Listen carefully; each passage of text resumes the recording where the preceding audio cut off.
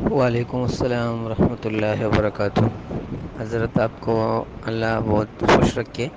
بہت جزائے خیر عطا فرمائے۔ ظہور مہدی اور فتنہ دجال سے متعلق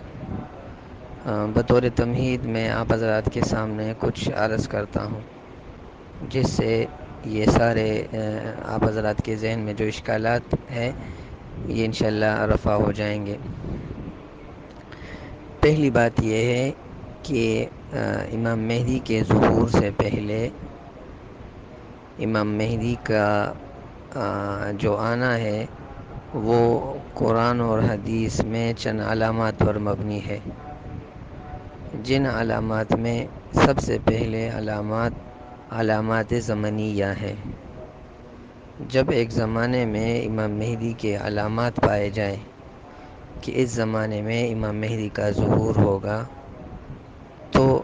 تب جا کے ہم اس کو مہدی مانیں گے۔ اگر ایک شخص میں، اس سے یہ قاعدہ سمجھ میں آیا کہ اگر ایک شخص میں امام مہدی کے اوصاف موجود ہیں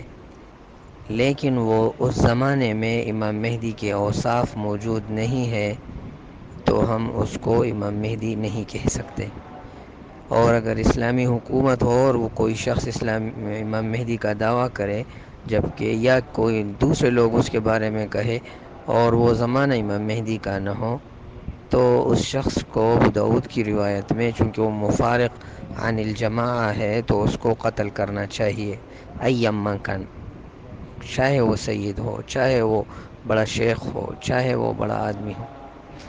لیکن چونکہ وہ خروج عن الامام کر رہا ہے تو اس کو قتل کرنا چاہیے۔ پہلی بات یہ ہے۔ دوسری بات یہ ہے کہ امام مہدی کا زمانہ بھی پایا جائے اور لیکن امام مہدی کا جو مکان ہے اس مکان کے بارے میں معلوم نہ ہو، وہ مکان، اس میں مکانی صفات نہ ہو کہ وہ کہاں پیدا ہوا ہے، کہاں وہ پلا بڑا ہے، کہاں اس نے سفر کیا ہے، کہاں اس کی اصل نسب ہے، اور کہاں اس نے تعلیم حاصل کی ہے، کہاں سے اس کی تحریک شروع ہوئی ہے، وہ تحریک آگے جا کے ظہور مہدی پر ختم ہوئی ہے، اور وہ انکار کر رہا ہے، لوگ زبردستی اس کو یعنی مہدی مان رہے ہیں، تو یہ صفات مکانیہ ہونے ضروری ہیں۔ تیسری بات یہ ہے کہ صفات سیاسیہ ہونے ضروری ہے کہ جس زمانے میں امام مہدی آئے تو امام مہدی کے ظہور کے لیے سیاسی طور پر معاملہ وہ ہموار ہو۔ اگر سیاسی طور پر امام مہدی کے ظہور کے لیے معاملہ ہموار نہ ہو اور اس زمانے میں اگرچہ زمانی علامات، اگرچہ مکانی علامات ہو، تو اس شخص کو ہم امام مہدی نہیں کہہ سکتے۔ چوتھی بات یہ ہے کہ امام مہدی کے ظہور سے پہلے اور امام مہدی کے ظہور کے دوران امام مہدی میں اور زمانے میں اور افراد میں شرعی صفات کا ہونا ضروری ہے۔ اگر شرعی صفات ہوں گے اور یہ سابقات صفات بھی ہوں گے تب یہ امام مہدی ہوں گے۔ اگر شرعی صفات نہیں ہوں گے اور سابقہ صفات میں سے کوئی ایک نہیں ہوگا، یا وہ ہوں لیکن شرعی طریقہ کار کے مطابق، یعنی شرعی طور پر خلیفہ کے انتخاب کے لیے جو طریقہ ہے وہ پورا نہ ہو، تو اس کو مہدی نہیں کہا جا سکتا۔ اور اسی طرح تکوینی علامات کا ہونا ضروری ہے، یعنی امام مہدی کا زمانہ، امام مہدی کا مکان، امام مہدی کا اس کے ظہور سے پہلے سیاسی اور شرعی اور مکانی، اور اس کے ساتھ تکوینی صفات۔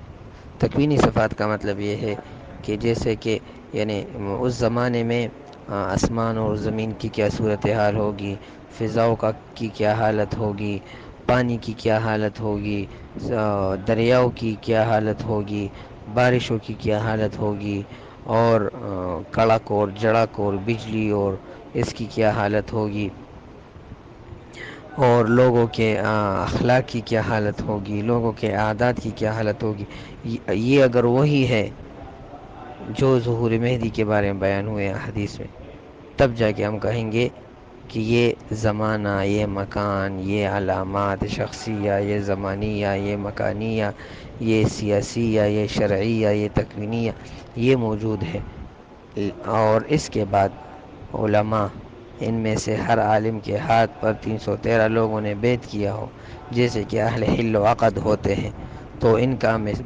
یہ اہل حل و عقد کی جگہ پر ہو گئے۔ اور اہل حل و عقد کے لیے یہ جائز ہے کہ وہ کسی میں اگر جو مطلوبہ شرائط ہیں وہ شرائط اس میں پائے اور اس کے ہاتھ پر بیعت کرے،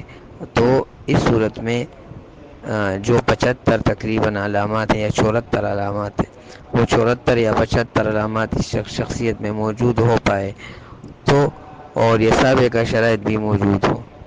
اور وہ بیعت سے انکار کرے اور لوگ ان کو اصرار کرے، ان کو مجبور کرے، اور لوگوں کو ان سے پہلے تعارف ہو اور ان کے تقوی سے، طہارت سے، الہیت سے خوب واقف ہوں، پہلے سے وہ امامت کے مرتبے پر فائز ہو، یعنی سید ہو، یعنی فاطمی ہو، حسنی ہو، حسینی ہو، اور شرعی طریقے پر مکمل اس کا شرعی طریقے سے ان کے مطابق وہ اہل سنت اور کے نزدیک متفقہ شخصیت ہو، اور وہ کسی جماعت سے، کسی تنظیم سے بغض نہ رکھتا ہو، نہ کسی جماعت یا تنظیم سے یعنی وابستہ ہو، ایسا وابستگی کہ وہ شرعی کے امور کی مخالفت اس سے کا ارتکاب آتا ہو، اور لوگوں کی اس سے عقیدت ہو جائے اور لوگ اس کی خلافت پر پھر متفق ہو جائے، تو پھر یہ شخص خلیفہ بھی ہوگا اور امام بھی ہوگا۔ خلیفہ یعنی مسلمانوں کی بادشاہت کا ذمہ یہ ہوگا، ذمہ دار ہوگا، اور امامت یعنی امام بھی ہوگا، یعنی شرعی امور کے اعتبار سے جو علماء کا کام ہے، اجتہاد، حدیث، فقہ، لغت، جو امور ہیں، جو علماء کی ذمہ داری ہے، تو یہ دونوں ذمہ داری اس ایک شخص میں آئے گی، جیسے کہ داؤد علیہ السلام اور سلیمان علیہ السلام میں دونوں آئی تھی، یا موسیٰ علیہ السلام اور ہارون علیہ السلام میں دونوں آئی تھی، اور بعض انبیاء میں ایک تھی، جیسے کہ طالوت کے زمانے میں طالوت بادشاہ تھا، اور جو امام تھا، جو پیغمبر تھا وہ امام تھا، تو یہ دونوں امام بھی ہوگا اور خلیفہ بھی ہوگا، اور یہ مسلمانوں کو اکٹھا کریں گے، یعنی مسلمانوں میں جو مفاہیم کے اعتبار سے، تصورات کے اعتبار سے مسلمانوں میں جو بے اعتدالیہ رواج پا کر وہ ناانصافیوں کی طرف بڑھی، اور پھر ناانصافیوں سے ظلم کی طرف بڑھی، اور ظلم سے پھر قتل عام اور خون ریزی، اور صرف اللہ کہنے پر جو کوئی اسلام لائے گا، اللہ اللہ کہے گا تو اس کو قتل کیا جائے گا، اس پر منتج ہو جائے، اس پر ختم ہو جائے، پوری دنیا ظلم سے بھر جائے، اور یہ آ کے اس کو عدل اور انصاف سے بھر دے، تو یہ مہدی ہوگا، جس کے زمانے میں روم فتح ہو جائے، یعنی یورپ ختم ہو جائے، جس کے زمانے میں اسلام کا جھنڈا وہ گڑ جائے، جس کے زمانے میں دجال آ جائے، جس کے زمانے میں دجال کے خاتمے کے لیے حضرت عیسیٰ علیہ السلام کا ظہور ہو۔ تو یہ 5 جو چھٹی علامات ہیں، ایسی علامات زمانیہ، مکانیہ، سیاسیہ، شرعیہ، تکوینیہ، شخصیہ، اس کے بعد جو امام مہدی کے زمانے کے بعد کے صفات ہے، یعنی وہ عدل و انصاف سے کام کرے، تو غیر چاہے وہ نیک بادشاہ ہو لیکن وہ خلیفہ نہ ہو، وہ امام نہ ہو، وہ نیک بادشاہ ہو تو وہ انصاف نہیں کر سکتا، وہ مسلمانوں کے درمیان مال کو برابر تقسیم نہیں کر سکتا، اس کے زمانے میں آسمان اپنے خزانے نہیں بیچ سکتا، زمین اپنے خزانے نہیں نکال سکتا، اس کے زمانے میں ایک پیغمبر آسمان سے نہیں اتر سکتا،